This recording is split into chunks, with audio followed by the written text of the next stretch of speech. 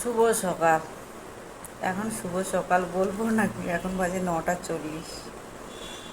তা দাদা অফিস চলে গেছে, রান্না বান্না প্রায় হয়ে এসছে, আর অল্প একটু বাকি আছে। আর আমি আর বৌদি এখন টিফিন নিয়ে বসে গেছি। কুমড়ো আলুর তরকারি, আর এখানে আছে মোচার তরকারি নিয়ে বসে গেছি। দাদাকে দিয়েছিলাম, দাদা নেয় খায়নি, ওইটা আমি নিয়ে নিয়েছি। চিংড়ি আসার সময় চিংড়ি নিয়ে এসি, চিংড়িটা দিয়ে করেছি। কাঁচা ছোলা আছে, নারকেল আছে, সব কিছু দেওয়া আছে। দিয়ে অনেক দিন বাদে আমি আজকে পরোটা খাচ্ছি। পরোটা ময়দার জিনিসটা খেতাম না, আজকে খাচ্ছি। খিদে পেয়ে গেছে আমার প্রচণ্ড। আর সকালে কে কী খাচ্ছ একটু বলো অবশ্যই, মানে কমেন্টে জানাবে যে কে কী খাচ্ছ।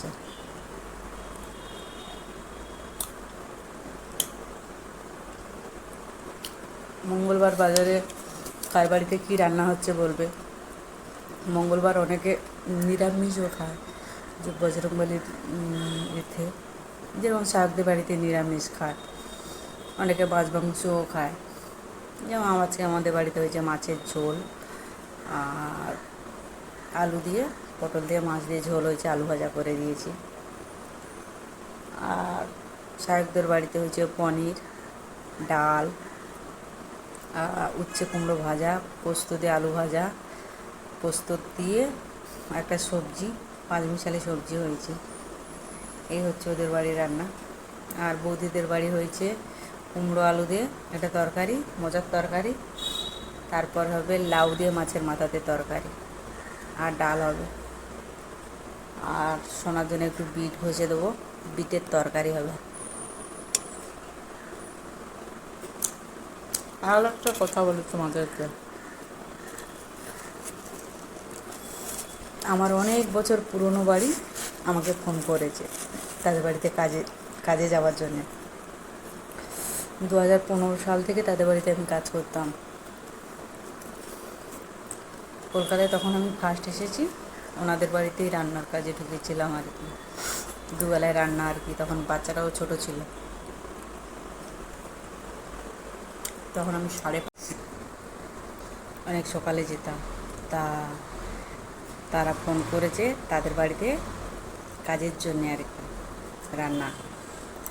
তা আজকে থেকে করতে বলেছিল আমাকে।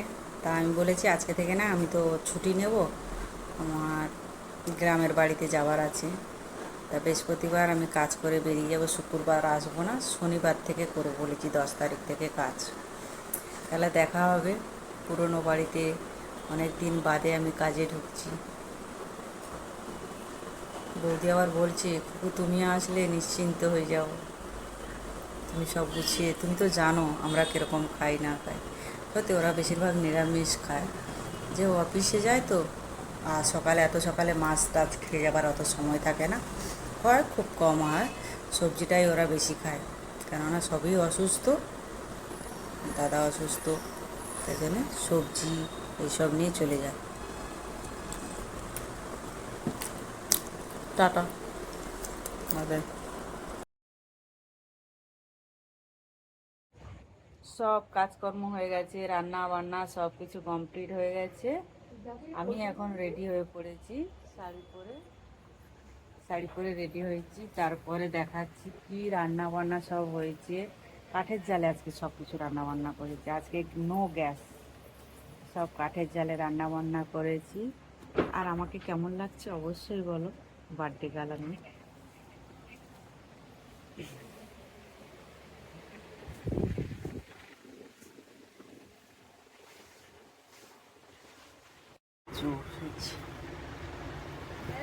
তারপরে এখানে রান্না হয়ে গেছে পনির, তারপরে এখানে হয়েছে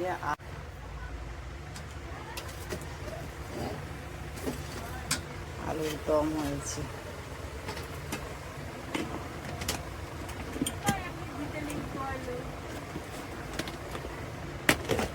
তারপরে আলু ভাজা, ঝুরি ঝুরি আলু ভাজা হয়েছে।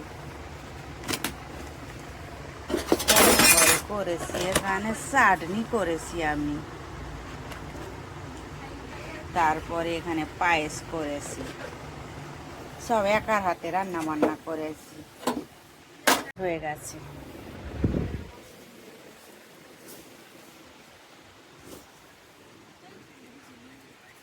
এখানে আমার মেয়ে রেডি হয়ে পড়েছে, আর জামাই ওখানে রেডি হয়ে মোবাইল ঘাটছে।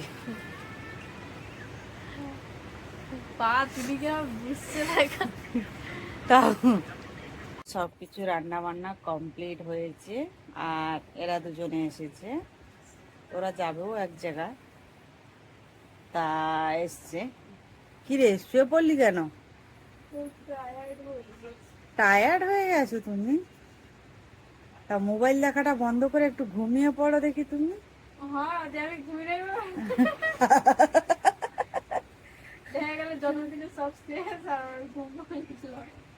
কেক খাওয়া শেষ, ব্যাস। আর সে আর কেক খাওয়াতে পারলো না।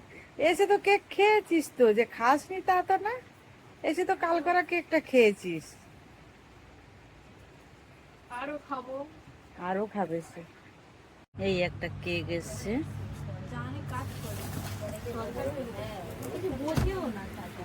কেকটা নিয়ে এসছে চন্দনা দাস, তাই তো? চন্দনা দাস তো তোর টাইটেল। গিফট করলি আমাকে, আমি আবার দুটো রিটার্ন গিফট পেয়েছি। কেক পেয়েছি আবার তার সাথে একটা মনে হয় নাইটিও আছে। নাইটিটা কে দিল? আমার ভাই দিল নাকি? আর তুই দিলি কেক? ঠিক আছে, অনেক ধন্যবাদ। আর দুজন দর্শক আছে বসে গল্প করছে, লোক পাচ্ছিল না, ওদের মন খারাপ লাগছিল দুজনের। আর এখানে কাকুর খাওয়া দাওয়া হয়ে গেছে। কাকু খাওয়া দাওয়ার কেমন হয়েছে? বসে বিশ্রাম নিচ্ছি। খাওয়া দাওয়া ও তো ভালোই রান্না করে, আর নিজের বাড়িতে ভালো করে, আর আমার বাড়িতে নুন পোড়া করে।